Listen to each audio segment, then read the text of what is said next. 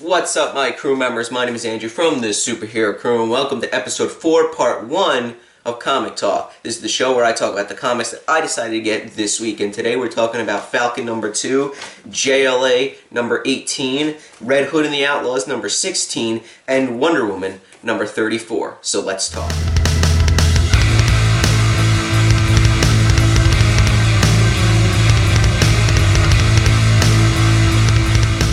Yes, everyone, you heard correctly. This is part 1 of episode 4 of Comic Talk.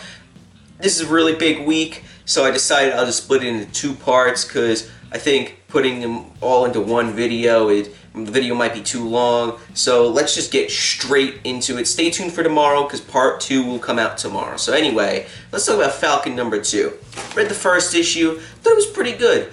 I like Falcon as a character, but now that he's got his own series again for Marvel Legacy, I'm very intrigued to see what happens next. So in the first issue, Falcon kind of instigated a gang war in Detroit, and it's getting really bad in this issue, in Falcon number 2. Also, in the last issue, we find out that the mayor of Detroit is actually the demon Blackheart, and he's kind of instigating, he's the one that's instigating this whole gang war that's going on. So as Falcon and Patriot are trying to calm everyone down, the police tell Falcon, listen, we will arrest you if you don't go to the mayor's office and talk to him. So Falcon does, he goes to the mayor's office. The mayor basically tells Falcon, if you don't stop helping out, we'll arrest. So at Falcon's apartment, Brother Voodoo comes in, or Dr. Voodoo.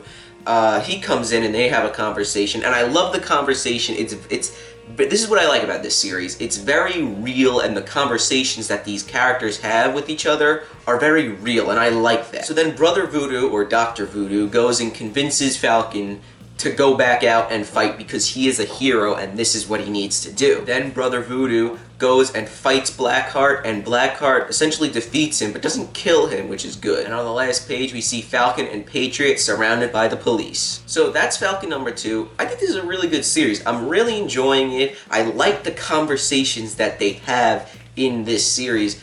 It's very real, like I said before. It seems like 2 human beings talking instead of 2 characters talking. That's what I like about this series. And also, it's just an interesting series in general. And I kind of like it how Brother Voodoo just shows up. It's cool because I don't even remember the last time I saw Brother Voodoo in a comic. But you guys, that's Falcon number 2. So now, we're going to talk about Red Hood and the Outlaws number 16. I'm liking this series a lot. Like, a lot. It is probably one of my favorite series that are coming out every month. I'm really loving this series. When I saw this cover and it says hashtag squad goals, I kind of got scared. And on the inside, where it tells you the writers and the artists right here, it says hashtag Scott Lobdell, hashtag Dexter Soy, hashtag Veronica Gandini. Why? Why hashtag squad goals? Now, that title will seem a little bit more, it'll make more sense, that title, when I tell you what happens in this book, but not liking that title. They could have called it something else. So in the last issue, Red Hood, Artemis, and Bizarro got beat up by the Detective Comics characters, and now they're in a prison that holds supervillains. So Red Hood is captured, getting interrogated by Captain Boomerang and a bunch of other people. Obviously he escapes. Artemis is getting interrogated by Harley Quinn. Obviously she escapes, and then they meet up and they find Bizarro talking to Amanda Waller. Essentially there's something weird going on with the Earth, that it could get destroyed, which is kind of weird, and I'll explain why in a second. So Bizarro and Amanda Waller come to an agreement, and Bizarro says, yeah, I'll take my team and your team and we'll go fix this problem. So, like I said, I'm really liking this series. Now, it does make sense now why it was called hashtag squad goals, because the Suicide Squad is in it, but it's only Croc, Harley Quinn, Captain Boomerang, and Deadshot. This issue is so weird. I like this series because, like, when they were dealing with Black Mask, it was kind of like a street level type deal that they were dealing with. But then Black Mask got certain magic and then could control Bizarro and all that. And then the whole thing with Red Hood and Bizarro helping Artemis, like, and her dead friend or whatever in that next arc. I like that because it's something that they could deal with. But now they're dealing with the Earth getting destroyed. I think that's a little overkill for Red Hood and the Outlaws to like try and fix. This thing should be in a Justice League book, not in my Red Hood and the Outlaws book. And do you really think that Captain Boomerang, Killer Croc, Deadshot, and Harley Quinn could fix whatever's going on with the Earth and prevent it from blowing up? That was my problem with the Suicide Squad movie. They would have all died from Enchantress. Like, there is no way that they could have beaten Enchantress like that in that movie. That's why I don't like the movie. So why are they dealing with this thing that's going on with the Earth? It just irks me, and it's very, very weird. But that's my thoughts on Red Hood and the Outlaws number 16. So let's move on to JLA number 18. So in this book, we see that there's this guy who is interviewing each member of the JLA, and the Ray kind of gets butthurt and then leaves because of the interview. Then we find out that basically the whole JLA is getting wiped out one by one, and they're locked in their own base with a bunch of people. So Vixen is with a big group of people, and they're trying to figure out how to get out. The Atom gets like turned into like a purple ghost or something like that.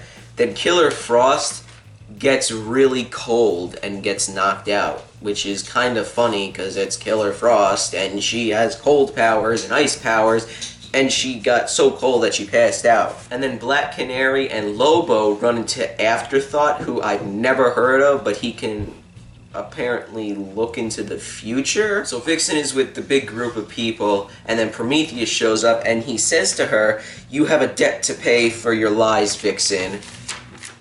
And Prometheus is here to collect. So you can probably pick up this issue and not know anything else about what's going on in the other issues. So if you want to get into JLA, I recommend you start here. This was a pretty good issue. Just there's one little weird thing where like Killer Frost gets knocked out from being too cold or something like that. I don't know, it's weird. I also find it funny how Prometheus is the last page reveal here, but he's on the cover and he was the last page reveal of the last issue.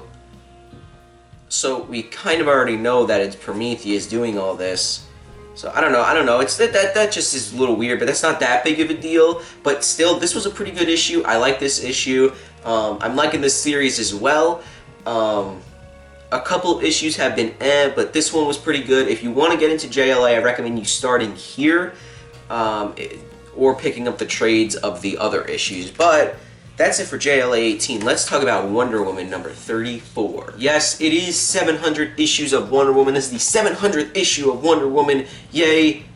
But it's not a big deal. It's a $2.99 issue, standard issue, continuing the story arc that's going on.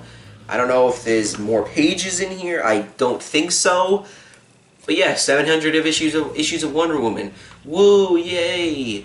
If I can get a confetti effect, it'll come down and it'll be like, party things. Woo! 700 issues of Wonder Woman! Yay! But anyway, this whole issue is Wonder Woman, her real brother Jason talking, and then Jason turning on her, and he's working with Grail. Grail and Jason beat Wonder Woman up, and that's the issue. That's literally all that happens in this issue. In the beginning, there is a flashback that shows that the Amazons did take Jason off the island and gave it to another god and sent him off into the man's world. But that's pretty much it for Wonder Woman number 34. There's a lot of talking in this issue, but it's a lot of Jason and Wonder Woman talking, so I didn't mind it because this is the first time, or at least I think it's the first time we're seeing Jason. I'm pretty sure it's the first time we're seeing Jason. But this was a pretty good issue. A lot of talking, but then they fight at the end, and I'm kind of excited to see what happens next. So that's pretty much it for Wonder Woman number 34. So guys, if you want to pick up Falcon number 2, I recommend picking up the first issue because then you won't understand what's going on in this issue. But if you want to pick up a good series that's coming out for Marvel Legacy, definitely pick up Falcon. I'm really liking it. So for Falcon number 2, I would have to give it an 8.5 out of 10. So guys, for Wonder Woman number 34, I'm really liking this series. I picked up at Children of the Gods part 1, and I kind of then, continued from there because the Wonder Woman movie got me hyped for reading this, and I picked up Volume 1 and Volume 2 of the Wonder Woman Rebirth series, and I liked those a lot, so I decided, let me pick up the single issues of the series that's going on right now. So guys, for Wonder Woman number 34, I would have to give it an 8 out of 10. So guys, for JLA number 18, I thought this was an okay issue. Wasn't great, but it wasn't terrible. I like how Prometheus is the villain, but I don't think it deserves an 8 out of 10. So for Justice League of America number 18, I would have to give it a 7.5 out of 10. So guys, for Red Hood and the Outlaws number 16, I am very disappointed with this issue. Honestly, I don't know. I don't think that they should be dealing with a problem that'll decide the fate of the whole planet. It's a little overkill. They're not the Justice League. They should be dealing with other issues within Earth, not about Earth. I don't know if you're picking up what I'm putting down or putting down what I'm picking up, but if you know what I'm saying, it's weird. But this issue was it just disappointed me a lot. I don't know what Scott Lobdell is doing now. I hope that after this arc, they kind of go back to their roots. But anyway, guys, for Red Hood and the Outlaws number 18, I would have to give it a 7 out of 10. Anyway, guys, that's it for the video. Make sure you stay tuned for part 2, which will come out tomorrow. I'll post that tomorrow. This was just a crazy week. So many books coming out for me. But anyway, guys, like the video if you like it. Please comment down below if you got any questions. And subscribe for more comic-based videos. And I will see you in the next one.